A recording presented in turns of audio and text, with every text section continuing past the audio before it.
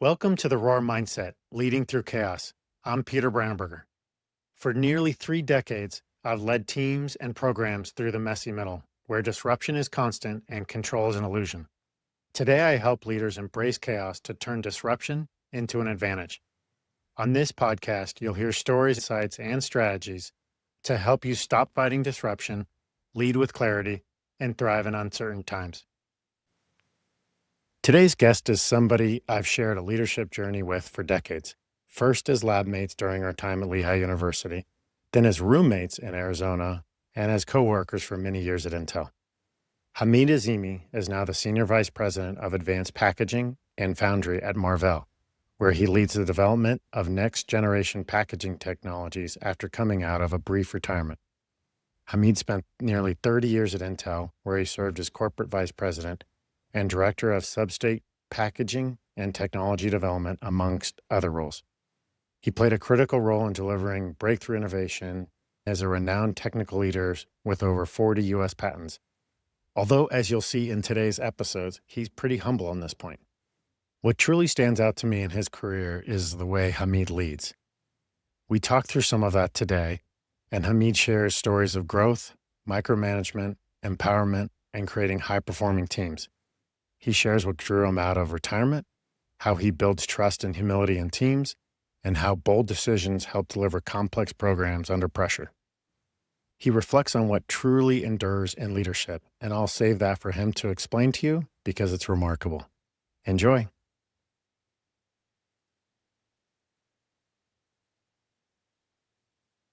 Thank you for joining, and glad you could be here today. Same here, Peter. Yeah, let's start with a check-in. How are you feeling today, and what matters most to you these days? I'm feeling great, a little bit anxious because I had decided to retire fully. And I retired in November, and I promised everybody I'm not going back to full-time job.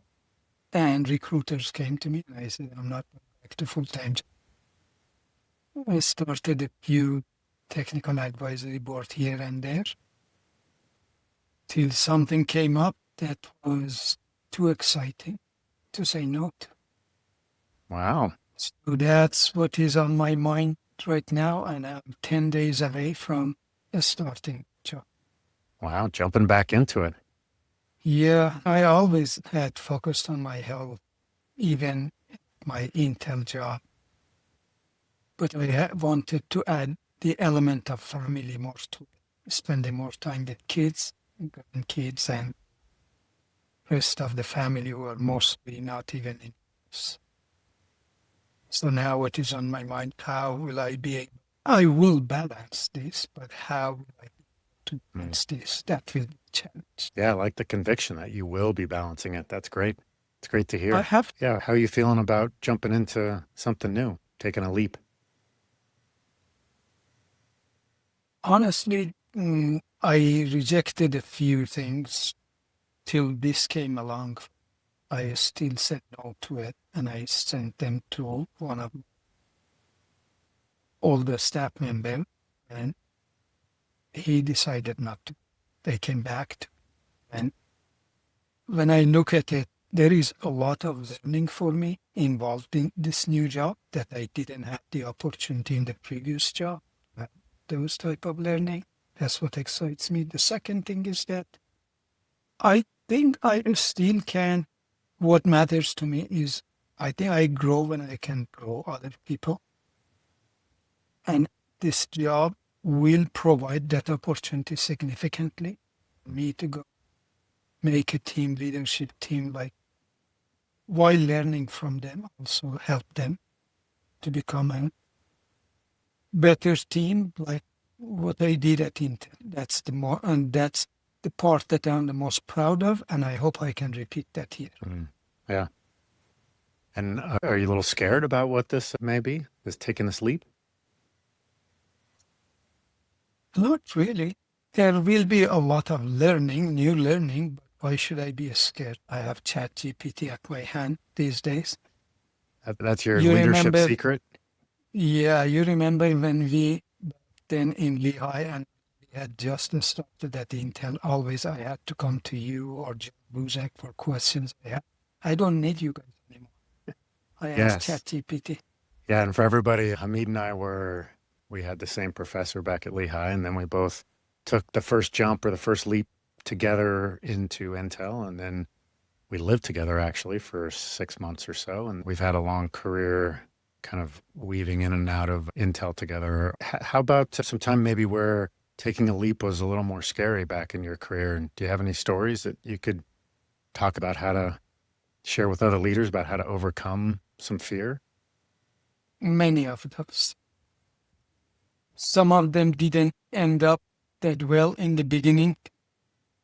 Failures, as we all do, fail and learn from those failures. And some of them, while they were scary, ended up to be rewarding. Mm.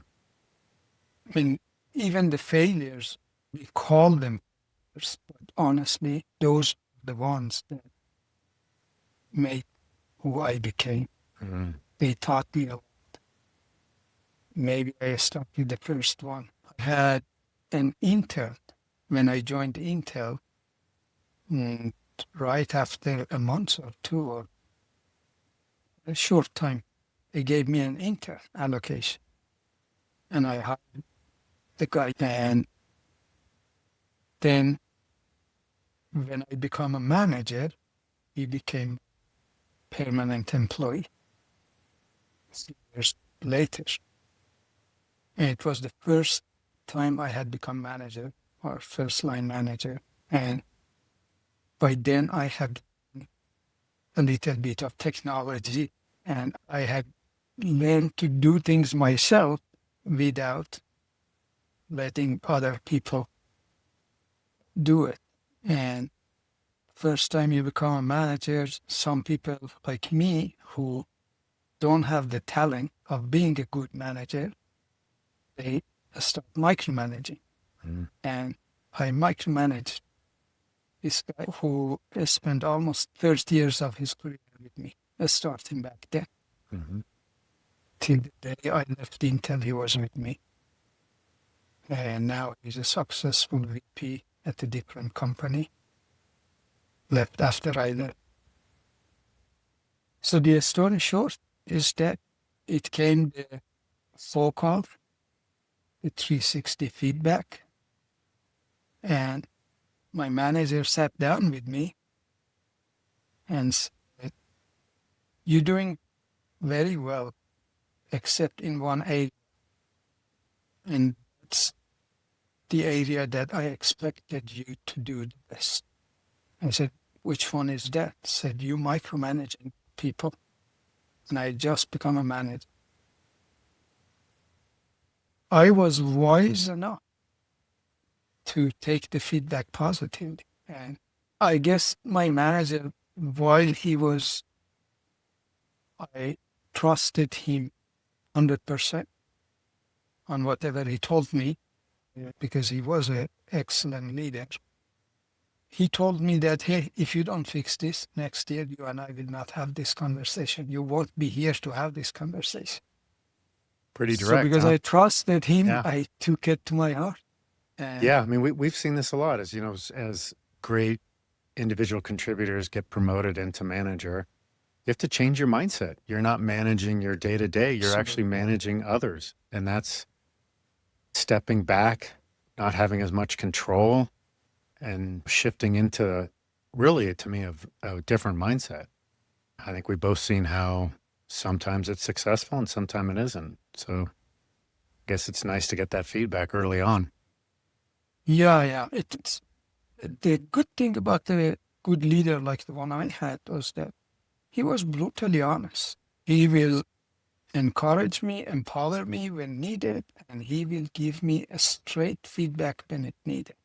I wish all the leaders were like that. That helped me significantly through my career.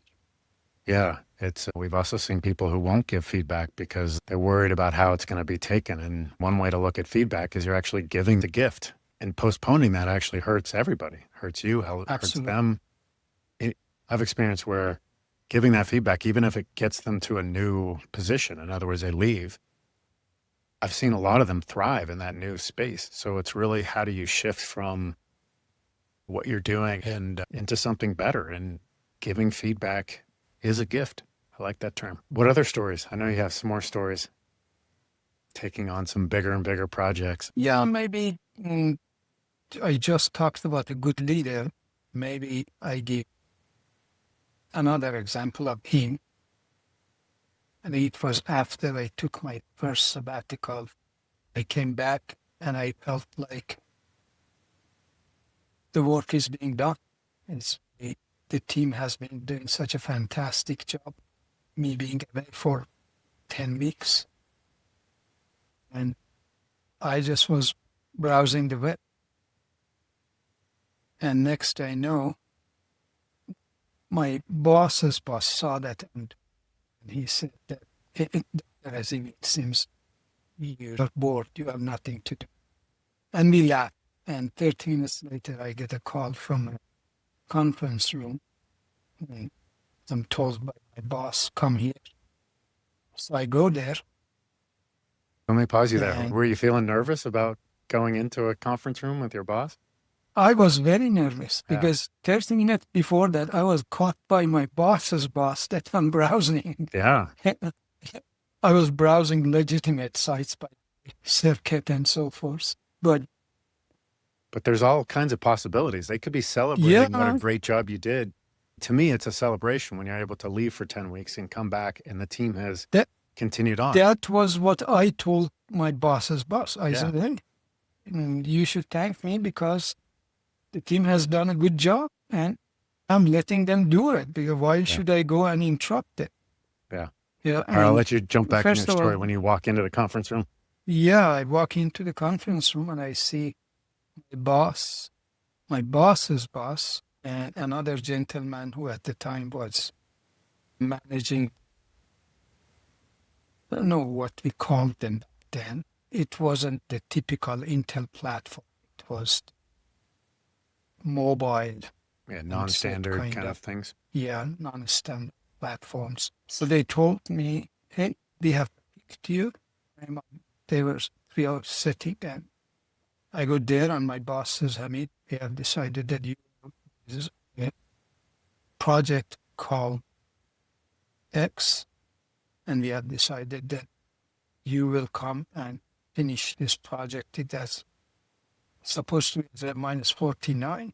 The TMG head is in the task force because we're in trouble with our customers and the project really is at minus 200. So we really about 4 quarters, 6 quarters behind, and we have 2 quarters to certification.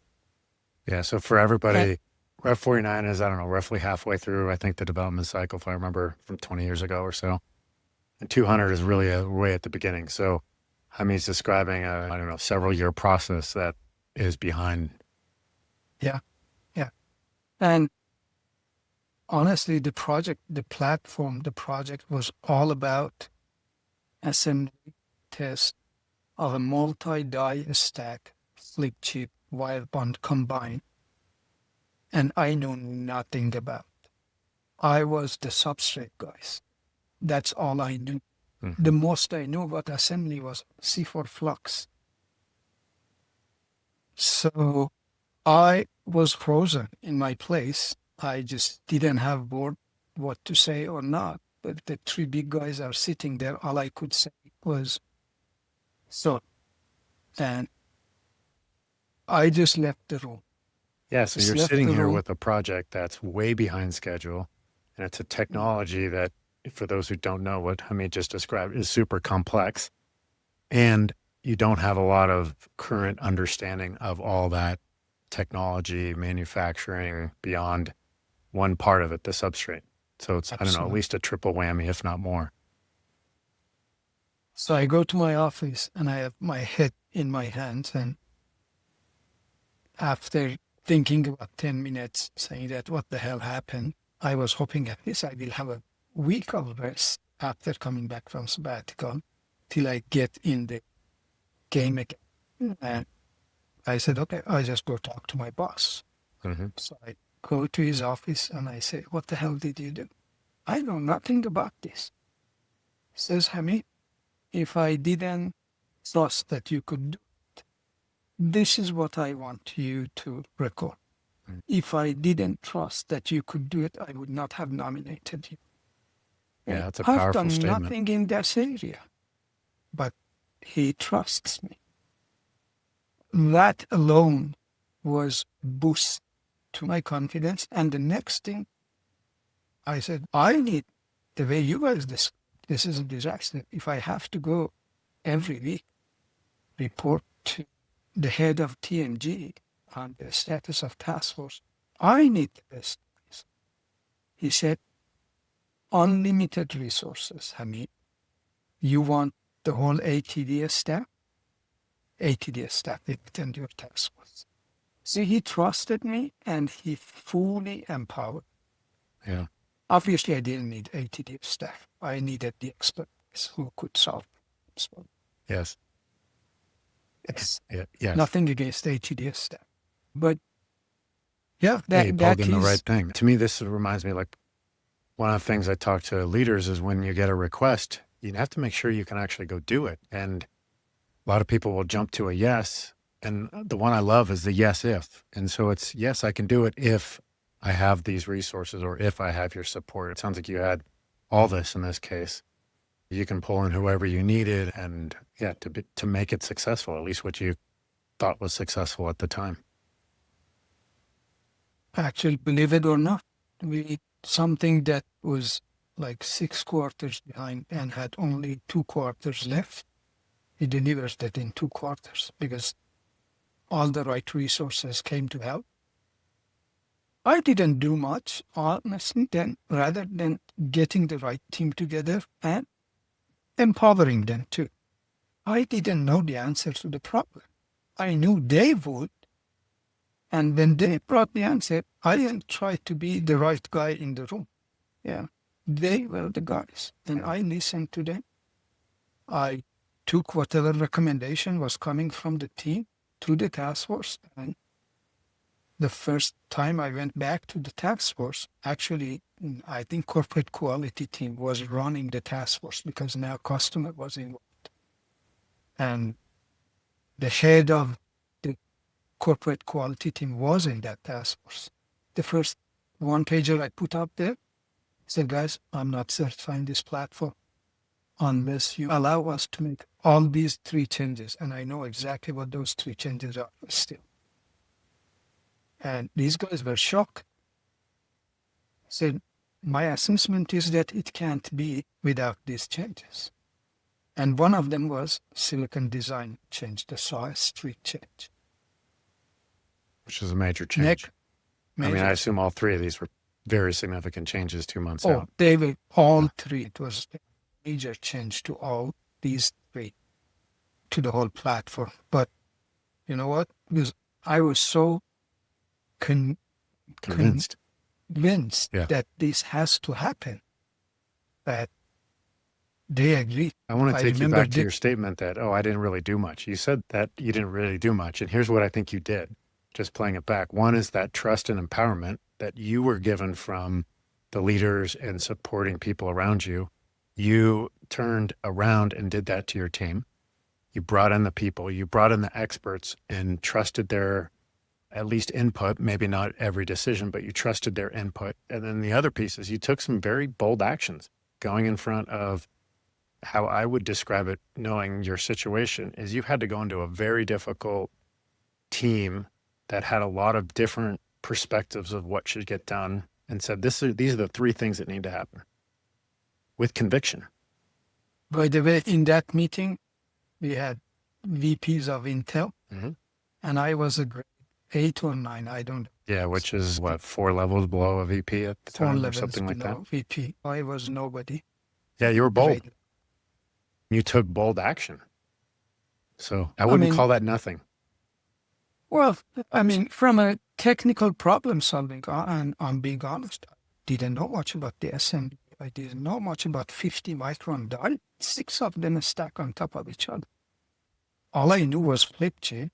This was wire bond memory to substrate, and then CPU was flip chip to the substrate. So it was very complex platform, but the experts were there. Hmm. All they needed was somebody who come in and listen to them. And when they say this change is needed, this guy goes and says that this change is needed. I'm not compromising. Yeah, one way to maybe differentiate that is your technical leadership maybe wasn't what got this team there, but your leadership from a team perspective and empowerment and taking bold action, getting the support for the team by going in front of that team and saying, these are the three things that need to happen. And these are the people who need to be in the room and all the things that you did. Yeah, That's leadership. very true. Yeah. Very true. And I remember a week after that, actually, or 2 weeks after that, CQN Ed, who was in that task force, he used to be in Oregon. He traveled to Chile and showed up at my cube. Back then, Nick Mensinger was the TD Q&R head. He brought him to my cube and said, this is Hamid Azimi. He told me, I wanted to know who the hell you are, that you talk with so much conviction. I said, it's not my conviction, it's the team's conviction, and I have to put it up. Yeah. That's wonderful. Yep. Yeah. It's a great story about leading with some boldness and just being authentically yourself. I know you, that everybody else doesn't, but like that's being able to get out of the comfort zone of knowing the technology. It's actually that first thing of micromanaging and going, look, I'm not the expert. And then now this is even a bigger thing. I'm not even the expert. That's great. Yeah, earlier you mentioned like building a team is a big part of what you're heading into. What's your approach on building a team? I think maybe a few elements in that. One is trust. You have to trust them. You have to be able to listen more you talk. That alone is superpower. Mhm. And the other thing is that obviously any team needs a mission statement, a vision, and you don't have to be right on it. You just need to be clear about it. If you are clear about it, and if the team trusts you, even if tomorrow the direction changes, they will walk to the new direction with you. They will stand behind. Because a lot of time we get stuck on being right. I don't think that's important. It's important. Obviously you try to, when you say, if you are authentic and you know your stuff, you think it is the right vision. But I think you need to be clear about what you propose as a vision. There are many stories. Honestly, even countries, if you look at the way Dubai is done, the guy, the Sultan of Dubai, there's a book on it. I have listened to the podcast. It says like 40, 45 years ago, says that by 2020, want to be less than 10% dependent on oil. And back then was 95% dependent on oil. He achieved that goal way before 2020. Yeah. So he doesn't depend on oil anymore, maybe 5%. The rest of it it's the Hong Kong of Middle East.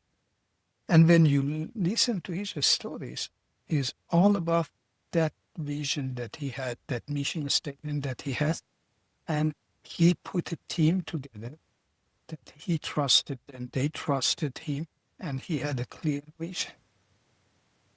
And Yeah. they marched together. So that's politics side of these things aside.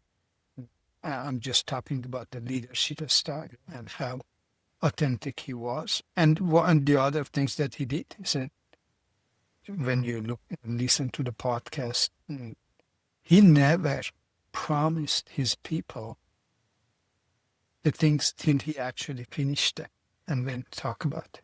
Mm. He didn't come and promise that, hey, tomorrow have house. He went, did it, then came and said that, I'm glad you have a house. Mm. So there are many lessons in that podcast. Yeah, that's pretty powerful, having a common purpose and a common why, and it's pulling the team in the same direction.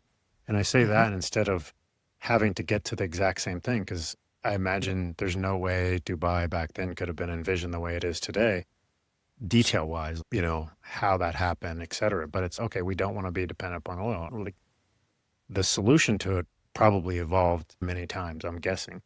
But the why and the getting the team moving in that same direction. This gets back to your empowerment, because then you can really empower. If you know where we're all headed, you can manage yourself. Are we on that way or are we not? And are you contributing to that, or are you moving some other direction? That's nice. Yep. Yeah. Anything else comes about the importance of building a team, and especially the team that's you're about to embark on? I am going to assume that they know what they are doing. I think that's what a good should do. You go, listen to them. There's a need they are hiring, Mm-hmm. but I should not assume they are hiring because the team doesn't know what they do. I assume the team knows what they do. There's a lot of institutional knowledge already there, and I'm going to respect that. Going to listen to them and see where I can, while I'm learning from them, I can help. And through that, slowly build the trust with any transition, new leadership. The hardest part is to build that trust. Mm-hmm. Is this new guy going to be authentic? Is this new guy is going to think about himself? Is this new guy going to listen to us? What is his purpose? Fortunately, I don't need. And I think that's a powerful position to be. I don't need to get promoted. I don't need money. I think that's why I will even enjoy more. Wow. Yeah. That the listening piece, I know you're listening, and it's not just like listening, but it's really having them know that they're heard. In other words, you really understand, and you ask questions and reflect back some of your understanding. And that really pulls in that trust, or builds that trust. Yeah, I agree with you. It's a Yeah. very powerful tool that leaders should be doing. Maybe one element I forgot about. I emphasized a lot that they are not looking into you to solve their technical problems. They are experts Mm-hmm. in their things. They want you to lead them. They want you to listen and remove the roadblocks for them. For that, that's where this listening element and being able to partner with all the people who interact with this team. So you can enable the team and remove the roadblocks by partnering with by good collaboration and partnership with partners. I partners that I would have at my level. Some of them are customers, some of them are partners this team. Do I pave the way for the team to be able to communicate better, to be able to remove some of the roadblocks that Mm-hmm. and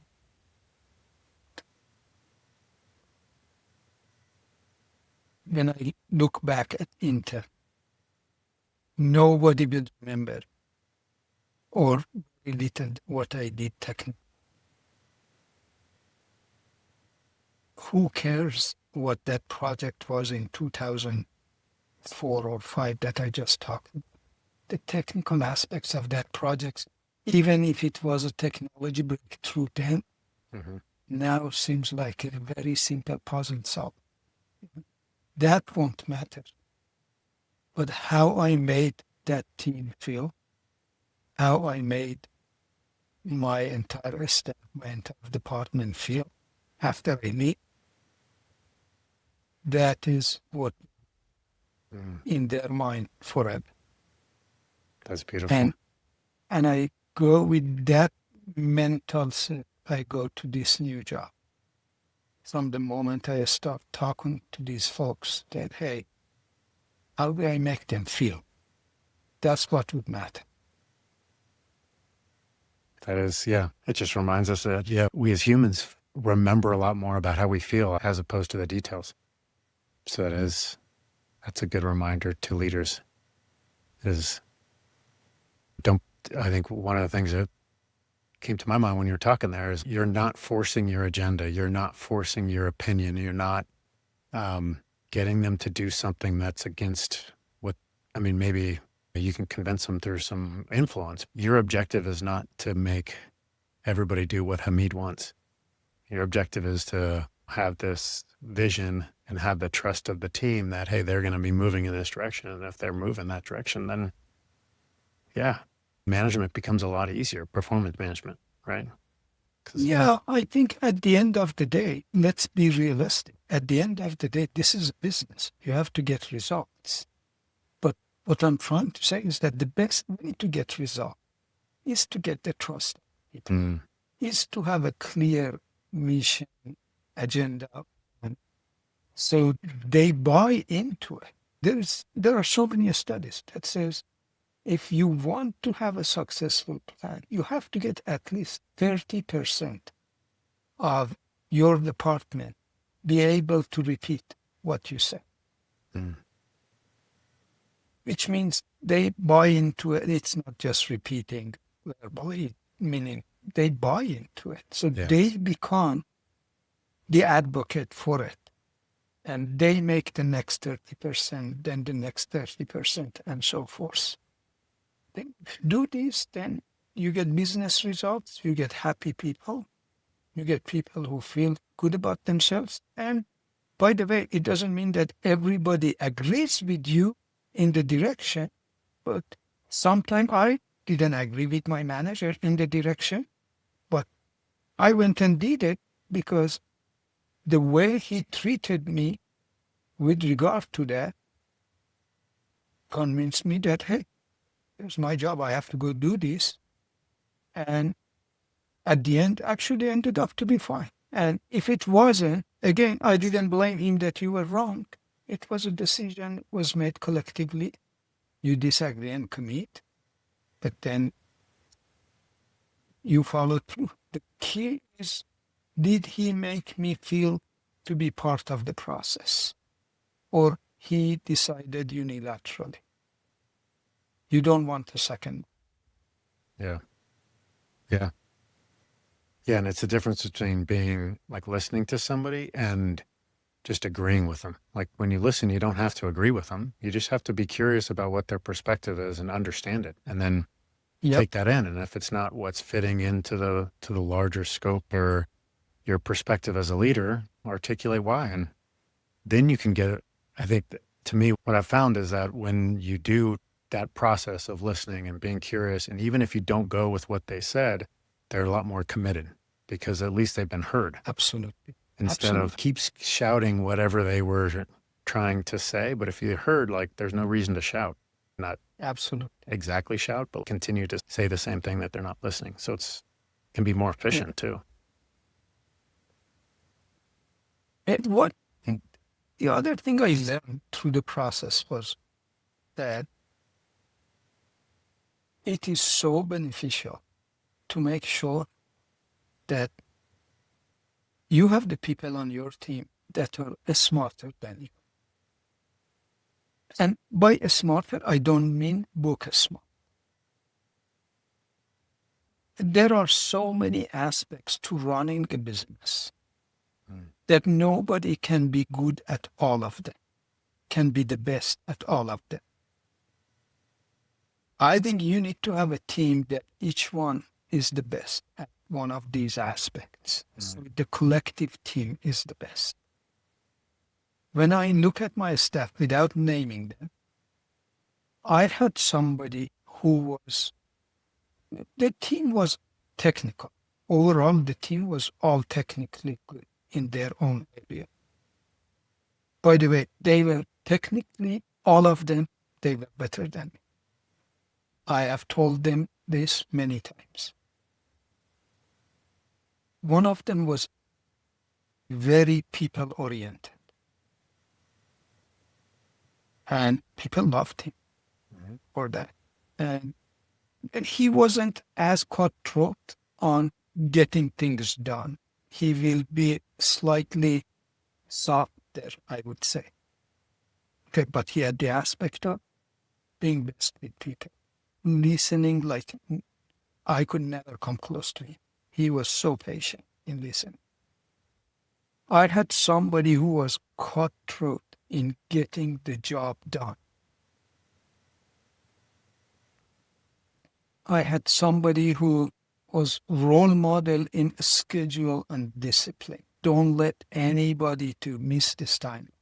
And he was on top of things. And then I had somebody who was like super, super technical. While everybody was technical, this guy was like super duper technical. And he was a fantastic problem solver. So, and each one of them, when you look at them, look different from each other. But I love it. Yeah. I love it. And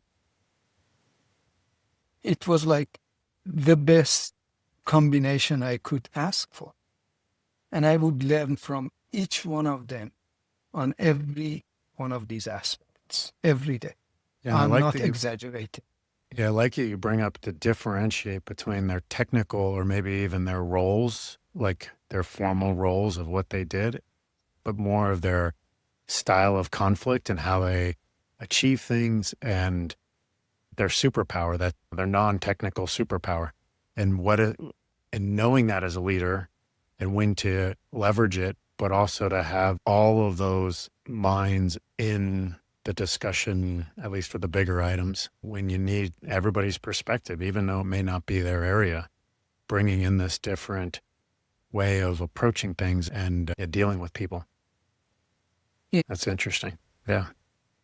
And among that staff, I actually had hired somebody as basically call it chief of a staff or whatever you want to call it. When I was interviewing him, he was using the word boss. I told him, no. All my staff, they can call me boss.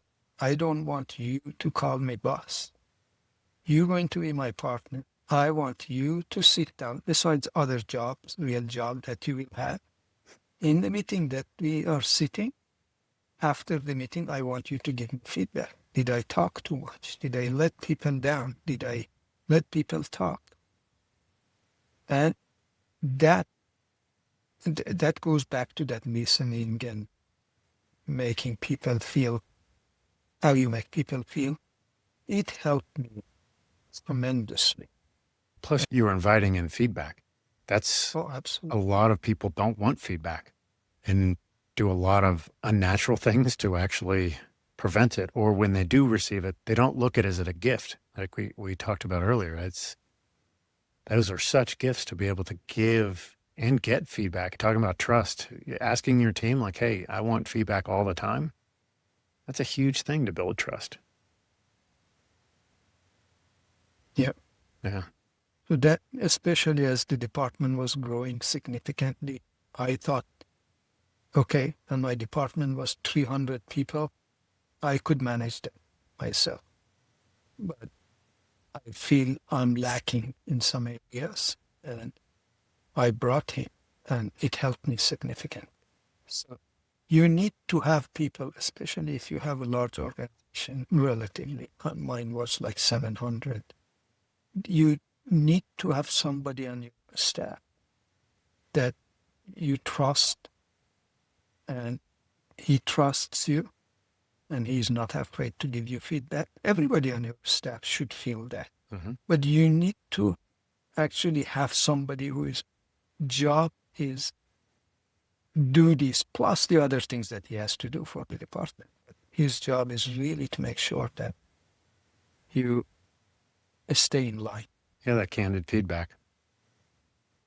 I assume that's both after the meeting, but also during the meeting, like having the ability to have a conversation with the team. I think real time Oh, as well. Yeah. absolutely. Sometimes you actually need to let the team go off and put their feedback about you together and summarize anonymously and bring it to you. Mm-hmm. I did that when the first story I told you about the 360 feedback micromanagement. Mm-hmm. The first thing I did, I told my team was a smaller back then, obviously 30, 40 people. I gave the responsibility to one of the guy on the staff. I said, go get the team staff together, put bunch of feedback together for me. What am I doing right? What I need to correct? And few other things. And they came back with a good list. I can say who said what from the write-up. And I used that to plan my next year, my own Your development growth. plan. Yeah. Yeah, Mhm. my growth, my own development plan. Yeah. Sometimes you need to do that too. Yeah. I used to step out of staff meetings and say, hey, you guys go talk about what's most concerning, worrying, whatever. And I'd give them a very short time period, like 5 minutes. And the reason is like, what's first? Because that's probably, I've learned most of the time in 5 minutes, they're going to cover your top 3. And from a growth perspective, I couldn't take on doing 10. I could do 3, especially if like everybody was talking about 1. Okay, that 1, like that needs to be done. That's a very good. Yeah. So just step out and literally get a drink and come back in and say, all right, what's up? I have to remember that, Peter. I use that in my You future. can. Your time is too valuable to waste doing something that you're not passionate about and you don't like, or in an environment that is poisonous for you, and an environment that you can't test. The best test is this. See if what you do, you can assume this is your own business. You are the CEO of it. If you can't assume that, think about it. What do you mean by assuming being a CEO? So what I mean is that if you're managing a budget of $100 million for a company, you need to be able to assume that this is your own $100 million, not somebody else's one. You have to have conviction about every single dollar you spend the way you would have done it with your own money. Yeah. And you're using money, but I So assume that's your time as well. And like all the resources all of and them, all of your them. energy, all that stuff is in there. Yeah, that was just one example. The reason I say that is that when you have that conviction, then it becomes so easy to work with people. It becomes so easy to respond to customers because they are your customers. Intel, for example, customers. They are your customers. And I learned this. Maybe there are things happens in your life, small things that impacts our thinking. I think 2 things maybe in my life formed that mentality. One was when I was a kid, we were living in a village, a small village. Back in Iran, had no electricity, no drinking water to the house. But I remember my dad had a small grocery store in the village, a small grocery store like a 3 meter by 4 meter store. It had maybe 1 bag of aspirin. From everything they had, just a few, yeah. But they had everything. So somebody will knock on the door, and there was no door to the house. Knock on the bedroom at 2 a.m. Their kid has fever, and they wanted a medicine. My dad will go to the store, give them one aspirin or whatever, welcome. So maybe the customer orientation, I learned that. The other was the early stages at my work at Intel. Had a colleague that sitting next, and I remember people will come to him with request or to her with request to keep it anonymous. And the answer would be, oh no, this is not related to my job function, to my job scope. I have to go get it done. Within 6 months, I realized they are coming less and less to that queue to ask for things. So my learning out of it was that the more you say no to people, the less you're relevant to them. Right. And if you look at what you do as your own business, you never behave. If this is your shop, you won't bring people back like. Yeah, and I differentiate between yes and no, and just I think what you mean is really engaging. Like you're not always saying yes to whatever the heck they want, but it's more of No. engaging with whatever their request is and finding a solution. Yeah, Yeah, absolutely. yeah. Act like it's your own business. I have one last question. What is one word that describes your leadership mindset right now?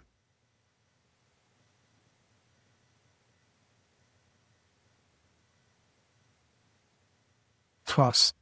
That makes sense based on our conversation. Yeah, we've meandered around trust as a foundation and helping to take bold actions with teams and allow them to empowerment, kind of build on all these things. I wish you had allowed me to use 2 words. I would have said trust and listen, being a good listener. Okay. But All right. I picked trust. You snuck it in anyway. Yes. All right. Thank you, Hamid. I Thanks, do Peter. remember, and a lot of people do remember your technical accomplishments. I'm just going to check your humility a little bit, all the way back from the material work you did and strengthening the epoxies and all the way to substrates. I know you made some technical advances there, and then all the rest of the projects that we don't have to go through each one, but you had significant technical impact, but you may also have had a much bigger impact just leading and helping people through work and life. These are not separate. So it's great to see leaders like You're you. right, And actually. yeah. Right. And good Work luck in and jumping back life. into it and keep that conviction of balancing your family and work. We'll try. All right. Thank you. So thanks, Peter. Thanks for having me. Thanks for listening to Roar Mindset, Leading Through Chaos. Disruption isn't going away, but you can embrace it and turn it into an advantage. Until next time, stop fighting disruption, lead with clarity, and thrive in uncertain times.